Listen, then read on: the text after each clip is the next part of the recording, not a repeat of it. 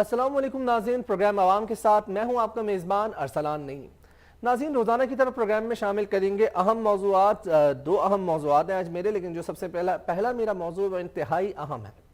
ناظرین، ہمارے معاشرے میں نشے کی لعنت ایک ایسی لعنت ہے جس میں اگر کوئی مبتلا ہو جائے تو نہ وہ دین کا رہتا ہے نہ وہ دنیا کا رہتا ہے۔ ایک سوچی سمجھی سازش کے ذریعے ہمارے معاشرے میں نوجوانوں کو نشے کی طرف مائل کیا جا رہا ہے، اور دیکھتے ہیں ہم نہ صرف کراچی میں، لاہور میں، اسلام آباد میں، پشاور میں، اگر آپ دیکھیں تو سڑکوں پر ہمیں متعدد زندہ لاشیں چلتی پھرتی نظر آتی ہیں۔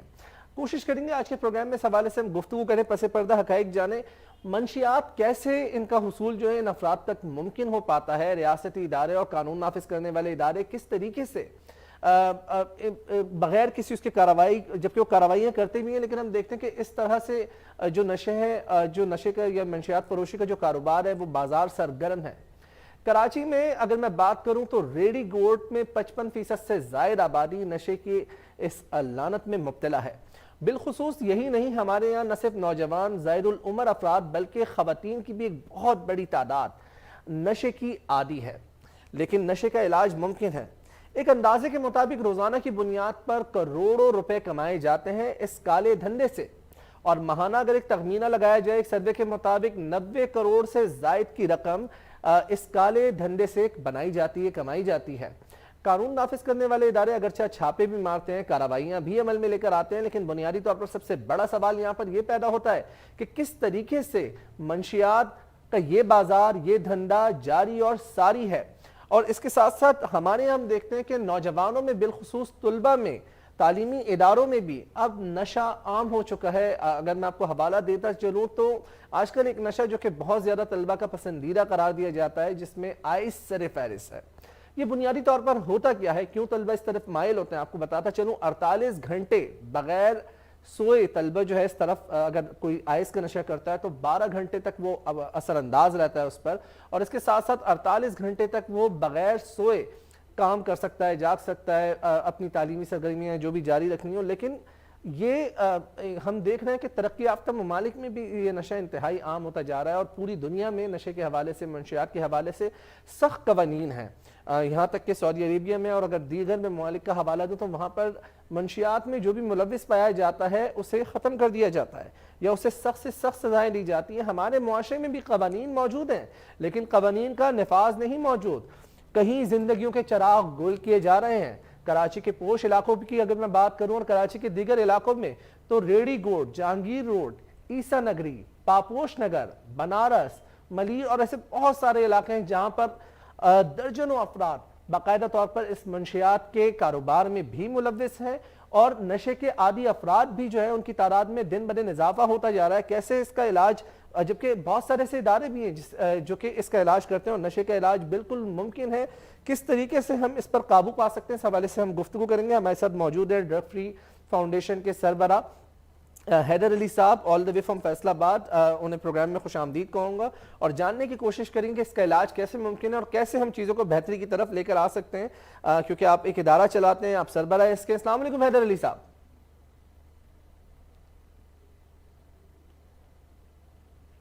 وعلیکم السلام sir, thank you very much for joining, آپ نے ہمیں وقت دیا، پروگرام میں خوش آمدید کہتا ہوں آپ کو۔ فرمائیے گا، ہمارے معاشرے میں نشے کی لعنت دن بدن اس میں اضافہ ہوتا چلا جا رہا ہے، اور بالخصوص نوجوانوں کو اس طرف مائل کیا جا رہا ہے۔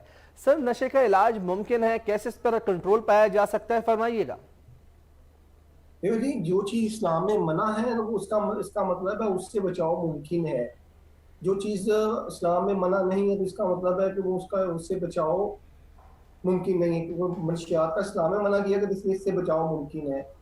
اس کی جو اس سے بچنے کی دوسری جو آپ نے بات کی ہے اس سے بچاؤ کے لیے، تو اس کی بچاؤ کے لیے کسی ایک فرد یا ایک ادارہ یا ایک شخص کا کام نہیں ہے، جب تک ساری جوائنٹ ایفرٹ ہوگی تبھی ہوگا۔ والدین کو اپنا رول پلے کرنا ہوگا، ٹیچرز کو اپنا رول پلے کرنا ہوگا، سوسائٹی کو اپنا رول پلے کرنا ہوگا، لا انفورسمنٹ ایجنسیز کو اپنا رول پلے کرنا ہوگا۔ جب یہ ساری چیزیں اکٹھی ہوں گی تو پھر آپ اپنے بچوں کو ہم لوگ منشیات سے بچا سکیں گے۔ اگر یہ کوئی بھی ان میں سے ایک مسنگ ہوگا تو ہمارا جو ہے نا وہ مسئلہ حل نہیں ہوگا۔ فرض کریں والدین اپنا رول پلے کر رہے ہیں، تو سپلائی جو ہے وہ ڈرگس کی نہیں رک رہی، تو تب بھی بچے ہمارے ٹریپ ہو جائیں گے۔ اگر والدین اپنا رول نہیں پلے کر رہے اور گورنمنٹ نے سپلائی روکی ہے پھر بھی بچے ٹریپ ہو جائیں گے. اگر ٹیچرز اپنا رول صحیح طریقے سے پلے نہیں کر رہے تو تب بھی یہ مسئلہ آئے گا. اچھا کیونکہ کہیں نہ کہیں آپ منشیات سمجھتے ہیں سماجی طور پر نظر انداز کرنا والدین کی جانب سے، اساتذہ کی جانب سے، گروہی زندگی میں نہ اٹھنا بیٹھنا، انٹریکشن نہ کرنا، یہ بھی اس کا ایک بہت بڑا سبب ہے کہ نوجوانان جو ہے وہ اس طرف مائل ہو رہے ہیں، نشے کی جانب گامزن ہو رہے ہیں؟ جی بالکل یہ وجہ ہے، بالکل ایسا ہی ہے. ہمارے ہاں جو ہے نا آج کل ایک بڑا سا عجیب سا مسئلہ ہو گیا ہوا ہے کہ پہلے جس طرح ہمارے فیملیز میں لوگوں میں اکٹھے بیٹھتے تھے، دو سے باپ اکٹھے بیٹھتے تھے، دو سے بالکل. باپ اکٹھے بیٹھتے تھے اچھا تو یہاں پہ ہم تھوڑا سا توقف کیجئے گا، ہمیں جوائن کیا ہے واجد علی صاحب نے بھی، آپ بھی موٹیویشنل سپیکر بھی ہیں، ٹرینر بھی ہیں مینٹل ہیلتھ پروگرام کے، انہیں بھی پروگرام میں خوش آمدید کہوں گا. اب آپ کنٹینیو کیجئے حیدر علی صاحب، اس کے بعد پھر ہم واجد علی صاحب کی طرف بھی چلیں گے.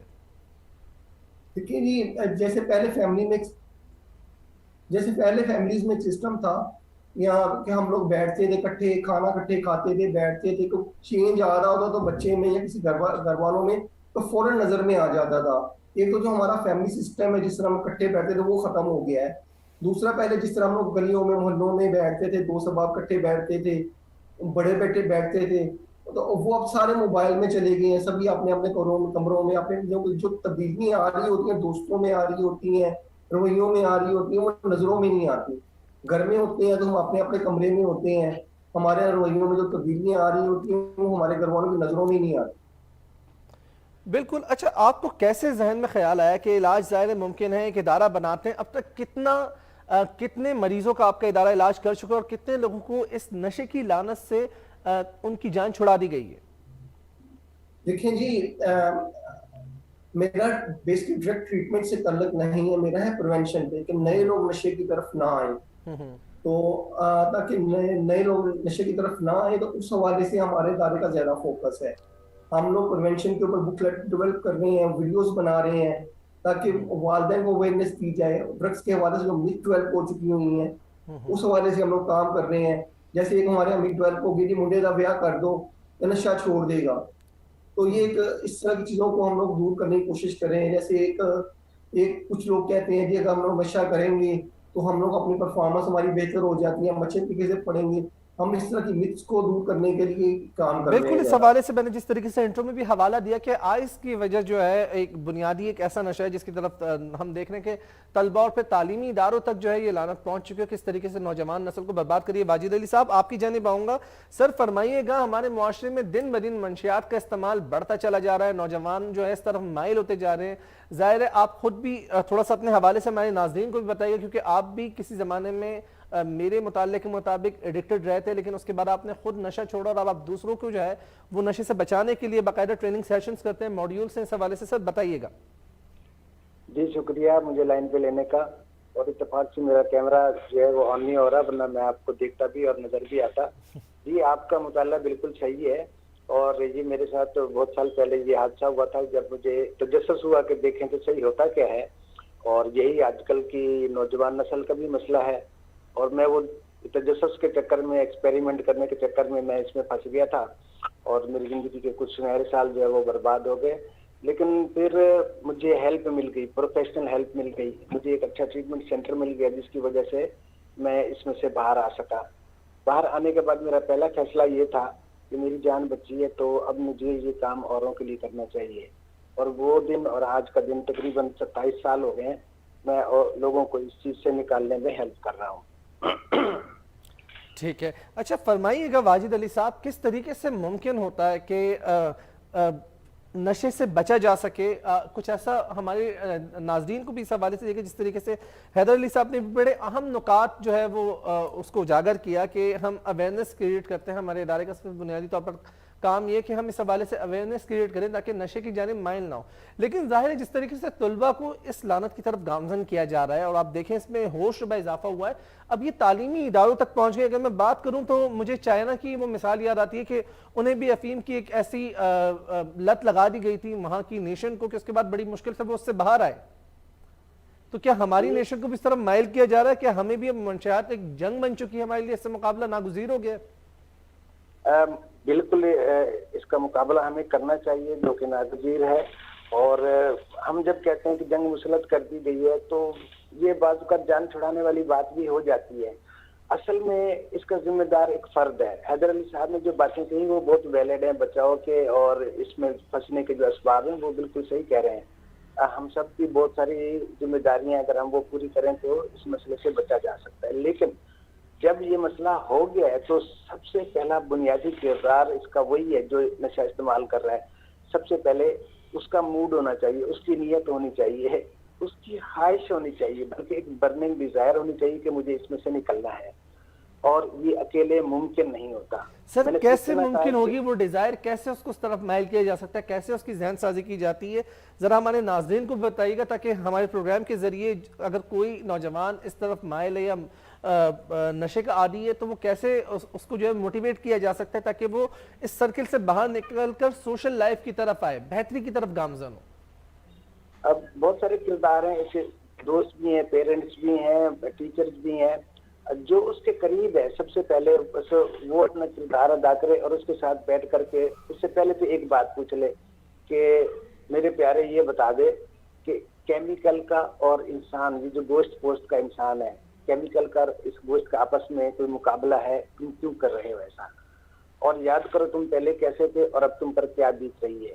اگر وہ کچھ سوالات کر کے اس کو یہ دکھا سکے کہ اب تمہارے حالات کیا ہیں تو اس کو احساس ہوگا کہ میں برباد ہو رہا ہوں. جیسے اس کو بربادی کا احساس ہوگا تو اس کے اندر سے ایک موٹیویشن پیدا ہوگی کہ مجھے جان چھڑانی چاہیے. لیکن اگر اس کے برعکس اس کو سہولت ملتی رہی، اس کو پیسے ملتے رہے، اس کی باتوں پہ اور اس کے کاموں پہ پردہ ڈالا گیا، اس کے حصے کے اس کے لیے جھوٹ بولے گئے، اس کو سہولت فراہم کی گئی اس نیت کے ساتھ شاید ہم سے متاثر ہو کر کے یہ ہماری بات مانے، تو ایسا نہیں ہوتا، بالکل نہیں ہوتا. اور اگر کسی کو یہ کام کرنا نہیں آتا تو ماہرین نفسیات ہیں نا، ان سے ہیلپ لے لیں، سمپلی ہیلپ لے لیں، وہ بتا دیں گے تو ہو جاتا ہے یہ کام. ایسی کوئی بڑی بات نہیں ہے، ہو جاتا ہے، بالکل ممکن ہے. یعنی حیدر علی صاحب آپ کی جانب آؤں گا، بنیادی طور پر آپ کیا سمجھتے ہیں نفسیاتی پہلوؤں کو جس طریقے سے آپ نے اجاگر کیا؟ ہمارے یہاں معاشرے میں قانون نافذ کرنے والے ادارے اور اس حوالے سے جو منشیات کے حوالے سے کارروائی کرنے کے لیے جو بھی ادارے موجود ہیں، جو بھی فورسز موجود ہیں، وہ اپنا کردار ادا کرتی ہیں. لیکن آپ نہیں سمجھتے کہیں نہ کہیں وہ بھی اس کی ذمہ دار ہے کیونکہ کچھ کالی بھیڑوں کے ذریعے یہ نشہ یہاں گلی محلوں تک اس کا حصول ممکن بنانے میں انہی کی سرپرستی میں انہی کی ناک کے نیچے ہو رہا ہوتا ہے؟ جی بالکل ایسا ہی ہے. اس میں پیسہ بہت زیادہ انوالو ہے. اگر میں نے 2017 میں ایک سروے کیا تھا جس میں ایک چیز سامنے آئی کہ روزانہ ایک جو منشیات کا عادی فرد ہے 500 روپیہ ڈرگس پہ خرچ کر دیتا ہے. اب 9 ملین ڈرگ ایڈکٹس ہے پاکستان میں. اس کا مطلب ہے 1.5 ارب روپیہ جو ہے وہ منشیات میں کے اوپر روزانہ خرچ ہو رہا ہے. اگر ہم اس کو منتھلی لے لیں تو یہ تقریباً 35 سے 36 ارب روپیہ بن جاتا ہے. تو جب پیسہ بہت زیادہ انوالو ہے تو پیسہ ایک جگہ پہ نہیں رکتا، پیسہ ہر جگہ پہ جاتا ہے. جہاں سے منشیات نکلتی ہے وہاں پہ بھی آتا ہے، بارڈر پہ بھی آتا ہے، ہر جگہ پیسہ استعمال ہوتا ہوا آتا ہے. تو جب تک یہ سپلائی چین نہیں رکے گی، پیسے کی انوالومنٹ اس میں رہے گی تو یہ سپلائی رک نہیں سکتی ہے. سر یہ رپورٹ میں نے آپ کے سامنے رکھی نا، ایک سروے اور اندازے کے مطابق یومیہ 3 سے زائد مطلب 3 سے 4 کروڑ کے درمیان کا کاروبار یومیہ ہوتا ہے. صرف ایک شہر کی میں نے آپ کو بات بتائی ہے، اور آپ یہ دیکھیں کہ جو شہر اور صوبے بتا رہا ہوں، جی پورے پاکستان کی بتا رہا ہوں، پورے پاکستان میں 1.5 سے 2 ارب روپے کی روزانہ بک رہی ہے. سر تو کس طریقے سے چیزیں بہتر ہو سکتی ہیں؟ ایک طرف ہم بات کرتے ہیں کہ جی انسان جو ہے وہ خود اس میں مائل ہے، لیکن آپ نہیں سمجھتے کہیں نہ کہیں ریاستی اداروں کی بھی ذمہ داری بنتی ہے اس حوالے سے کہ وہ اپنا ایک مثبت کردار ادا کریں، اس کی روک تھام کے لیے مؤثر اقدامات کریں؟ ہمارے قوانین میں جو ملکی قوانین ہے اس میں بہت زیادہ جول ہے، جس کی وجہ سے کوئی بھی منشیات فروش جو ہوتا ہے وہ پکڑا جاتا ہے، چھوٹ جاتا ہے، ان کو کوئی ڈر خطرہ نہیں ہے. تو ایک تو یہ وجہ ہے، اور دوسرا یہ ہے ہمارے یہاں اویئرنیس کی جو ہے نا بہت زیادہ کمی ہے. وہ جو آج کل منشیات فروش ہیں نئے طریقے اختیار کر رہے ہیں. جیسے ہمارے یہاں فیصل آباد میں ایک تعلیمی ادارے میں ایک منشیات فروش نے اپنی بیوی کو اس ادارے میں ایڈمٹ کروایا، اس کو ہاسٹل میں وہاں پہ بھیجا، اور جہاں پہ اس نے لڑکیوں کو منشیات سیل کرنا شروع کی. پیسہ انوالو تھا. تو اس طرح کی جو مین چیز ہوتی ہے پیسہ انوالو ہوتا ہے تو یہ بڑے کام بڑے آسانی سے ہو جاتے ہیں. اور دوسرا وہ پکڑے بھی گئے لیکن بعد میں پھر چھوٹ گئے، کیونکہ ہمارے ملک کے قوانین جو ہے نا بہت ہی مطلب وہ ہلکے ہیں، اس میں کوئی ڈر نہیں ہے. اچھا واجد علی صاحب آپ کی جانب آؤں گا، اس کے بعد حیدر علی صاحب کے سامنے بھی یہی سوال رکھوں گا. اب دیکھتے ترقی یافتہ ممالک میں اور دیگر بیرون ممالک میں اس حوالے سے بڑے سخت قوانین ہیں اور بڑی جلدی اس پر عمل درآمد بھی ہو جاتا ہے. ہمارے یہاں قوانین موجود ہیں, عمل درآمد نہ ہونے کی بنیادی وجہ آپ کو کیا نظر آتی ہے؟ جی حیدر علی صاحب نے یہی بات تو کی ہے کہ اس میں پیسہ بہت ہے اور ہمارے یہاں کرپشن بہت ہے, اور جن ملکوں میں قوانین ہیں اور وہاں عمل ہوتا ہے تو ہمارے یہاں بس یہی کمزوری ہے کہ ہمارے پاس رول آف لا جو امپلیمنٹیشن ہے, امپلیمنٹیشن میں ہم لوگ ویک ہیں. کبھی آپ نے آپ کے ادارے کے ذریعے, آپ نے اپنے سیشنز کے ذریعے کبھی اس نکات کو اجاگر کرنے کی کوشش کی, کیونکہ یقینی طور پر آپ ایک بہت اچھا کام کر رہے ہیں, لیکن بنیادی طور پر جو سپلائی چین ہے, جس طریقے سے حیدر علی صاحب نے بھی اس کا حوالہ دیا کہ جو سپلائی چین ہے جب تک اسے بروک نہیں کیا جائے گا, اسے توڑا نہیں جائے گا, اسے مسمار نہیں کیا جائے گا, تو یہ سرکل چلتا رہے گا. یہ سرکل چلتا رہے گا, یہ صدیوں پرانا مسئلہ ہے. اور ہماری کوشش, ہم کرتے ہیں کوششیں, ان کے ساتھ ہمارے سیشنز بھی ہوتے ہیں لا انفورسمنٹ ایجنسیز کے ساتھ, ان میں سے بہت سارے لوگ بہت اچھا کام کرتے بھی ہیں جس کی وجہ سے کچھ بچت ہوئی ہے.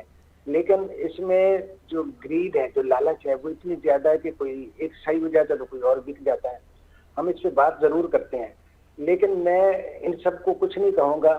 میں دوبارہ اپنا وہ فوکس اسی طرف لے جاؤں گا کہ یہ جو مرکزی کردار ہے ان سارے مسئلے کا, گورکھ دھندے کا, وہ ایک یوزر ہے. یوزر جب سدھرے گا, ڈیمانڈ ختم ہوگی, سپلائی آٹومیٹک بیکار ہو جائے گی اور بہت سارے ادارے بیکار ہو جائیں گے, ان کے پاس کام نہیں ہوگا. سر لیکن کم نہیں ہو رہا نا, کیونکہ اعداد و شمار دن بہ دن بڑھتے چلے جا رہے ہیں. لمحہ فکریہ اس بات کا ہے. تو پھر لوگ درختوں سے, یہ بچے جو ہیں یہ درختوں سے تو نہیں ٹپکے ہیں نا, پیچھے ماں باپ بھی تو ہیں, اساتذہ بھی تو ہیں, رشتہ دار بھی ہیں, محلے دار بھی ہیں, دوست بھی ہیں. یہاں تھوڑا کنفرنٹ کریں نا اس کو, ذرا پیار سے اس کو بتائیں نا کہ کس راستے پہ چل رہے اور اس کا انجام کیا ہے. ذرا اس کو ویژولائز تو کروائیں. وہ اس کی جس چیز کے اثر میں ہے شاید وہ ایسا فیصلہ نہیں کر سکتا, لیکن ماہرین موجود ہیں. وہ تھوڑی فیس پہ بھی لوگ کاؤنسلنگ سیشن دے دیتے ہیں, مفت والے ادارے بھی موجود ہیں. تو ہیلپ کے لیے کہیں ہاتھ پاؤں مارے نا. مرکزی کردار کو چاہیے کہ وہ آگے بڑھے, اپنے مسئلے کو اپنا مسئلہ سمجھے, اس کے لیے کچھ کوشش کرے. اگر ہم دوسروں پہ یہ کرتے توقع رکھیں گے, یہ ویشفل تھنکنگ ضرور ہو سکتی ہے کہ پولیس اپنا کام کرے, اے این ایف اپنا کام کرے. یار ہم سوچتے رہیں گے, ایسا بولتے رہیں گے, لیکن جب تک ایک یوزر تیار نہیں ہوتا اس بات کے لیے کہ مجھے اس سے جان چھڑانی ہے, تو تب تک مسئلہ حل نہیں ہوگا. جب تک ڈیمانڈ رہے گی, سپلائی کہیں نہ کہیں چلتی رہے گی. حیدر علی صاحب آپ کی جانب آؤں گا. سر فرمائیے گا, سپلائی چین کو توڑنے کے لیے کبھی آپ لوگوں نے, آپ کے فورم نے, اور اس حوالے سے ظاہر سیشنز آپ لوگ کرتے ہیں, انٹریکشن آپ کا انٹرنیشنل فورمز پر بھی رہتا ہے, کبھی اس سپلائی چین کو توڑنے کے حوالے سے اقدامات پر بات ہوئی؟ آپ نے کبھی اپنی تجویز پیش کی؟ جیسے ہم لوگوں نے drug free university program develop کیا ہے نا, تو اس میں سارے اسٹیک ہولڈرز اس میں انوالو ہیں. اس میں پولیس والے بھی ہیں, اس میں اے این ایف پی ہیں, اس میں جی کیا نام ہے یونیورسٹیز کے ایچ ای سی ہائر ایجوکیشن مشن بھی ہے, اور جو ڈسٹرکٹ گورنمنٹ ہے, سارے اسٹیک ہولڈرز اس میں انوالو ہیں, پیرنٹس بھی ہیں, سارے انوالو ہیں. تو ہم نے جب وہ پروگرام پرپوز کیا تو اس پروگرام میں ہر ادارے کا رول ہم نے بتایا تھا کہ بھائی کس ادارے نے کیا رول پلے کرنا ہے. جیسے لا انفورسمنٹ ایجنسی, انہوں نے سپلائی کو روکنا ہے. پیرنٹس ہیں, جو ٹیچنگ ایڈمنسٹریشن ہیں, انہوں نے بھی سپلائی کو روکنا ہے. اور ٹیچرز کا کیا رول ہے, اس حوالے سے بھی ساری چیزیں اس میں ڈسکس کی گئی اور بتائی بھی گئی, آگے فارورڈ بھی کی گئی, اور ایچ ای سی تک اس چیز کو پہنچایا گیا ہے. بالکل. لیکن آپ دونوں کی باتوں سے ایک چیز مجھے نمایاں طور پر واضح ہوگی کہ بنیادی طور پر نشے کی طرف مائل ہونا, ایک سیلف آئسولیشن میں چلے جانا, ایک مینٹل ڈس آرڈر کی طرف گامزن ہو جانا, وہ ایک سب سے بڑی بنیادی وجہ ہے جس کی وجہ سے انسان نشے کی طرف مائل ہوتا ہے. سوشل گیدرنگز اگر اس کی نہ ہوں, وہ آئسولیٹڈ رہتا ہوں, یہ ایک بنیادی وجہ. یہ سوال جو ہے یہ ایک نکات ہے, تو اس سے کیسے مقابلہ کیا جائے؟ بریک کے بعد پروگرام میں یہی سوال آپ دونوں پینلسٹ کے سامنے رکھ کر آپ کی تجویز لیں گے. ناظرین, پروگرام میں وقت ہو جاتا ہے ایک چھوٹے سے بریک کا. بریک کے بعد دوبارہ حاضر ہوں گے. کیپ واچنگ عوام کے ساتھ.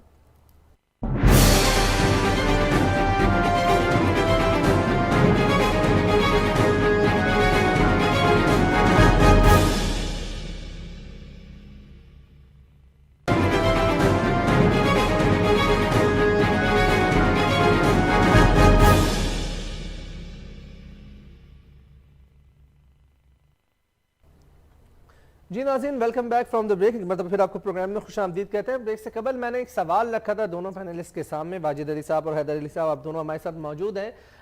پہلے آپ کی جانب آؤں گا، واجد علی صاحب آپ فرمائیے گا کہ مینٹل ڈس آرڈر لائنس کی طرف جانا، سوسائٹی میں آئسولیشن رہنا، سوشل گیدرنگز کا جس طریقے سے آپ لوگوں نے کہا بنیادی طور پر یہی وجوہات ہیں، تو اب اس فیس سے ہم کیسے باہر آئیں؟ کیونکہ ہمارے یہاں ظاہر ٹیکنالوجی کا ایک پازیٹیو یوز نہیں ہو رہا، ہم یہی دیکھتے ہیں جس طریقے سے موبائل ہے، انٹرنیٹ ہے، تو ہم نے زیادہ جو ہے وہ اپنی سوشل گیدرنگ تمام تر جو ایکٹیویٹیز ہیں اس کو لمیٹڈ کر کے باؤنڈ کر دیا۔ اس سے کیسے نکلا جا سکتا ہے؟ بھائی آپ نے مسئلے کی نشاندہی تو خود ہی کر دی ہے کہ یہ جو چیزیں ہیں، یہ ٹیکنالوجی کا استعمال ہے، یہ ہم دوریاں پیدا کر رہا ہے۔ اور مسئلہ یہ ہے کہ جن لوگوں نے اس میں انٹرفیئر کرنا تھا، انٹروین کرنا تھا، مثال کے طور پر پیرنٹس ہو گئے، تو یار آپ کبھی کسی گھر میں دیکھیں پیرنٹس کے پاس بھی یہی چیزیں ہوتی ہیں، وہ خود اسکرین ایڈکٹڈ ہوئے ہیں، تو کوئی اسکرین جو ہے بڑی دیکھ رہا ہے، کوئی چھوٹی دیکھ رہا ہے، کوئی لیپ ٹاپ پہ ہے، کوئی موبائل پہ ہے، کوئی ٹی وی پہ ہے۔ لیکن جہاں جہاں یہ مسئلہ ہے تو اگر وہ مسئلے کی سنگینی کا احساس کریں تو ان کو وقت نکالنا پڑے گا، ادھر توجہ دینی پڑے گی، فوکس کرنا پڑے گا، تب جا کر کے یہ کہیں مسئلہ حل ہوگا۔ اور اپنی جو روایات ہیں، جو اقدار ہیں، خدارا ان کو نہ بھولیں لوگ، اور اپنے بچوں کو بچائیں، اور پرانے جو حالات تھے، جو بہتر جس میں ہم مل کر کے بیٹھ کے بات چیت کر سکتے تھے، تو کم از کم اور کچھ نہیں کہ جو صبح اور رات کے کھانے کے ٹائمنگ ہے یہ فیملی والے طے کر لیں کہ ہم نے ساتھ بیٹھ کے کھانا ہے، اور ہم اپنے موبائل کو سائڈ پہ رکھ کر کے بیٹھ کر کے اور کھائیں گے پیئیں گے اور کچھ دیر بات چیت کریں گے۔ تو اگر اس طرف توجہ کی جائے تو ہم لوٹ سکتے ہیں اپنی اقدار کی طرف، اور تو بچت کے راستے نکل سکتے ہیں، آپس میں بات چیت ہم کرنے کے قابل ہوں گے، مسائل کا حل کرنے کے قابل ہوں گے، ورنہ یہ مسئلہ بڑھتا رہے گا۔ ورنہ یہ مسئلہ بڑھتا رہے گا۔ ٹھیک ہے حیدر علی صاحب، آپ بھی اس پہ رسپونڈ کر دیجیے گا سر۔ جی میں بالکل واجد بھائی سے میں ایگری کرتا ہوں۔ جب آپ کٹھے فیملی کے لوگ کٹھے بیٹھ کے کھانا کھا رہے ہوتے ہیں تو بیہیویئر میں جو چینجز آ رہا ہوتا ہے یہ کھل کر سامنے آ رہا ہوتا ہے۔ لیٹ سپوز ایک بچہ باہر سے آئے گا، گھر سے باہر سے آیا اور اس نے آ کے بیٹھا، اگر وہ اسموکنگ کر کے آیا ہے تو پہلے وہ فوراً واش روم میں گھسے گا، اگر آپ کٹھے بیٹھے ہو تو آپ کی نظر میں آ جائے گا۔ پھر یہ کہ جب وہ کٹھے بیٹھ کے کھا رہے بیٹھے ہوئے ہیں تو ایک بچہ پہلے بہت زیادہ بولتا تھا، اگر وہ کوئی غلط حرکت کر کے آیا ہے اب وہ کم بولے گا، اگر وہ باہر سے گٹکا کھا کے آیا تو کم بولے گا، پہلے وہ بڑا صاف ستھرا نظر آتا تھا، وہ صاف ستھرا نظر نہیں آتا، اب وہ چپ چپ رہتا ہے۔ پہلے بہت فیملی ٹاک میں حصہ لیتا تھا۔ جب یہ کٹھے کھا رہے ہوں گے، کھانا مل کے کھا رہے ہوں گے تو یہ چیزیں بالکل کھل کر سامنے آئیں گی۔ جب یہ چیزیں کھل کر سامنے آ جائیں تو پھر والدین کو خبردار ہو جانا چاہیے، اور ان کو کسی نہ کسی اس معاملے کو انویسٹیگیٹ کرنا چاہیے، کسی وہ ماہر نفسیات سے ہیلپ لینی چاہیے، تاکہ وہ جو تبدیلیاں آ رہی ہیں بچے کے رویے میں وہ بالکل کھل کے سامنے آ جائیں گی، اب ان کی وجوہات بالکل سامنے آ جائیں گی۔ اور یہ جو تبدیلیاں آ رہی ہوتی ہیں اس میں ایک منشیات بھی ہے، باقی جب کوئی شخص نشہ یوز کرتا ہے تو ہو سکتا ہے اس کی بھوک بہت زیادہ بڑھ جائے، بھوک بہت زیادہ کم ہو جائے، پہلے وہ بہت زیادہ باتیں کرتا تھا اب کم باتیں کرنا شروع ہو ظاہر ہے جائے۔ مضر اثرات ہی یا اس پہلے پر بہت رونما ہونے ہیں، اس کے اندر جو ہے وہ تبدیلیاں رونما ہونی ہے۔ آپ دونوں مہمانوں کو بہت بہت شکریہ، تفصیلی طور پر ہم نے بنیادی طور پر جاننے کی کوشش کی آپ سے کہ آخر کار مسئلہ ہے کیا اور اس کا حل کیا ہے، اور آپ دونوں نے نشاندہی کی۔ آپ دونوں مہمانوں کا واجد علی صاحب آپ کا بہت بہت شکریہ، اس کے ساتھ ساتھ ڈرگ فری فاؤنڈیشن کے سربراہ پریزیڈنٹ حیدر علی صاحب، آپ دونوں مہمانوں کا بہت بہت شکریہ کہ آپ نے ہمیں وقت دیا۔ ناظرین، یقینی طور پر ہم دیکھتے ہیں کہ سماجی طور پر کٹ جانا، گروہی جو ایک خاندانی نظام ہوتا تھا کہ ایک ساتھ بیٹھتے تھے، رشتہ داروں کے یہاں آنا جانا ہوتا تھا، جس طریقے سے اب سوشل میڈیا کا دور ہے، ہم دیکھتے ہیں کہ موبائل آنے کے بعد، ٹیکنالوجی آنے کے بعد تمام تر چیزیں جو ہیں وہ بہت محدود ہو گئی ہیں۔ آج آپ یہاں تو کسی کی اگر شادی ہو، کوئی خوشحالی ہوتی ہے تو ہم جاتے ہیں ان کے اپنے رشتہ داروں کے عزیز و اقارب کے گھر، یا پھر اگر خدا نہ خواستہ کوئی وفات پا جائے، غم کی کیفیت ہو، تو ایسی صورتحال میں جاتے ہیں۔ سوشل گیدرنگ، اور جس طریقے سے کووڈ سے قبل کی میں بات کروں، کووڈ میں تو ظاہری بات ہے ہمیں ایس او پیز کو فالو کرنا ہے، سماجی فاصلہ، یہ تمام تر چیز رکھنا ہے، لیکن کووڈ کے دوران بھی ظاہری بات ہے آئسولیٹڈ ہونا، ایکٹیویٹیز کا لمیٹڈ ہو جانا، فزیکل ایکٹیویٹیز کا کم ہو جانا، یہ ایک بنیادی طور پر سب سے بڑی وجہ جو کہ احساس محرومی اور نفسیاتی طور پر اثر انداز ہوتے ہیں، اس حوالے سے چیزیں رونما ہوتی ہیں اور تغیرات ہمارے سامنے آتے ہیں۔